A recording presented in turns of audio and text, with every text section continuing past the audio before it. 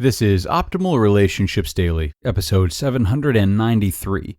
Cool Tricks to Deal with Difficult People and Get What You Want by Dr. Jodie Eckleberry-Hunt of jodieeckleberry-hunt.com.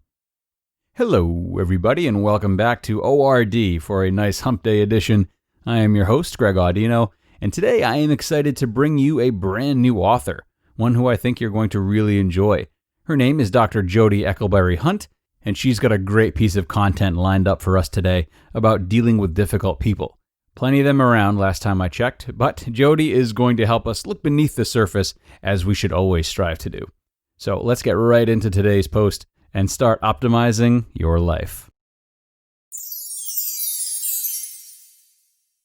Cool Tricks to Deal with Difficult People and Get What You Want by Dr. Jodie Eckleberry-Hunt of jodieeckleberry-hunt.com. If you're like me, you get easily frustrated with difficult people. My overall strategy is to avoid them, and I'm pretty good at it. Despite this, I still find some situations unavoidable, and so it is good to remember strategies to manage the situation. I think you will like some of these, and some others you may throw up in your mouth, like I do. Difficult people are everywhere. Sometimes they are situationally difficult, meaning it is the situation that stresses people so much that they lose their cool. Examples are the person in a long grocery line with misbehaving kids, or an exhausted traveler when a flight was just canceled. I've been there. If you're honest, you will admit you have also acted badly at times. Then there are those whom I would call dispositionally difficult. These people are just hard to take any day of the week. They may be selfish, inconsiderate, lazy, rude, critical, or entitled, my personal favorite. There are some effective strategies for working with people who are difficult, but first you need to decide if it is situational or dispositional. You also need to keep your impulsive reaction at bay. The last thing you want to do is react, because reactivity will only fuel the difficult encounter, meaning you're the one who is making the interaction last longer.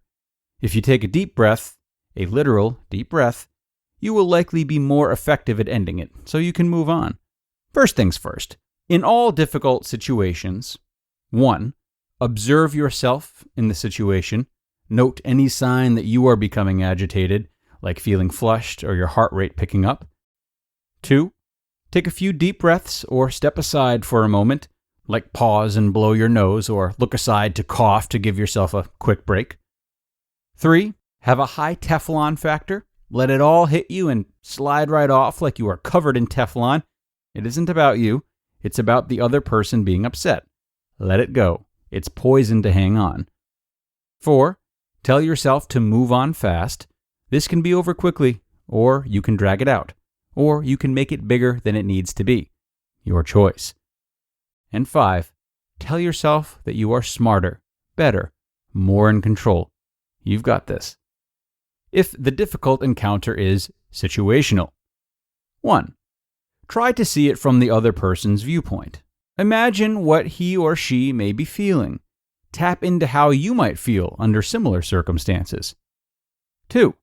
Remind yourself that the person is likely dealing with more than you will ever know, may have just gotten bad news, may be sick, may be hanging on by a thread. 3. Tell the person some version of, I can imagine how frustrating the situation must be. Tell the person you want to help if you can. Apologize if it is appropriate. A colleague of mine once said to me that I should never apologize for something I didn't do wrong. She suggested saying, I am sorry that this happened. Thinking of it this way makes it much easier to say and mean. 4. Do something. Get help, fix the issue, or point the person in the right direction. If the difficult situation is dispositional to the person, 1. If you see a benefit, you can use number 3 that I just mentioned. I use this sometimes if I just want to get out of a situation as soon as possible. I tell myself that I am playing a role that will benefit me in the end, which justifies me not really meaning it. Note, I despise being fake, but there are times when it provides a relief not found through other methods. I liken this to moral reasoning. Sometimes it's okay to break the law if it's for good reason. 2. Dr. David Burns, The Feeling Good Handbook, suggests some solid strategies that I love. A. disarming technique. You find some truth in what the other person is saying, even if you are convinced they are wrong. Tell the other person something like, "You're right, I can see why you're upset." Then, there's nothing left to argue. The conversation is over. This is good when you are not addressing important issues and you just want to get out of the situation. B. Punting. You say, "That's a good point. Let me think about it." You effectively end the conversation because you have already said the point is taken into consideration. You can walk off and visualize yourself giving the finger to the other person who walks away feeling heard. It's a win-win. If the situation is potentially volatile. 1. Speak slowly and lower your tone. Convey calm. 2. Stop what you're doing and only pay attention to the complainant. 3. Do not interrupt and do not argue. If this is non-work related, do what you need to do to get out of the situation as quickly as possible. Leave. If the situation is work related, see the next steps. 4. Repeat back what you hear to show the person that you get it. 5. Tell the person that you can see he or she is frustrated, overwhelmed, upset, insert the feeling, and that you want to help. 6. Pull in a colleague and ask for help. You can say something like, "Let me get a supervisor so we can fix this." While you get a supervisor, call security. You can never be too careful. Security can just hang back in the event that they are needed. It is better to have security on hand before things go bad. 7. Always keep a direct path between you and the door so that you can escape. My goal in sharing this with you is not to convince you to bow down to people who are difficult. However, if you work with people in your job, interact with people outside of work, or just live in the world, it is good to be smart about how you engage with difficult people. I like to justify these suggestions by saying you can be smarter in getting what you want by manipulating the situation to your advantage. If you let your own emotions take over, you are as out of control as the person who is pushing your buttons. Thinking of it this way makes the vomit not taste so bad. You just listened to the post titled, "Cool Tricks to Deal with Difficult People and Get What You Want" by Dr. Jodie Eckleberry-Hunt of jodieeckleberryhunt.com. Now everyone, it is not just interactions with strangers like these that can be tough to navigate. There are many healthy practices we can take when navigating all of our relationships, and one of them includes speaking to a professional therapist. BetterHelp is an online service that helps connect you with a personal licensed professional therapist who you can schedule weekly video or phone sessions with at your convenience.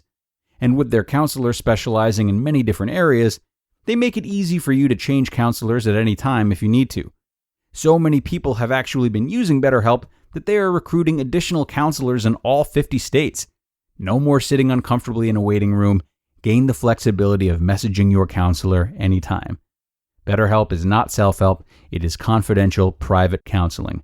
And guys, I want you to start living a happier life today. As a listener, you'll get 10% off your first month by visiting betterhelp.com/ORD. Join over 1 million people taking charge of their mental health.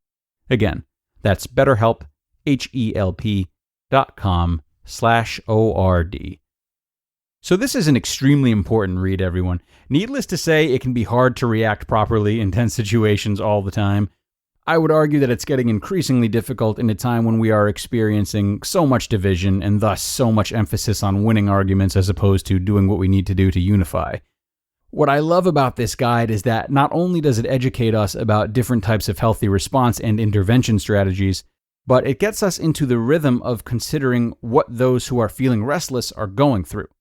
Many of these approaches encourage us to look past the reaction and build a foundation of sympathy and understanding, in addition to directness and boundary setting. A really, really wonderful read all around, and something that I would recommend to anyone, particularly those of you who enjoy a good Facebook bout every once in a while. And as for our author, Jodie is a board-certified health psychologist specializing in brief counseling to improve health, wellness, and relationship functioning. Her training is relationship-based, and she strongly values human connections. Beyond that, she focuses on mindfulness-based strategies aimed to help people let go of the trappings that bind them, in addition to helping others find ways to get their minds and bodies out of ruts of negativity.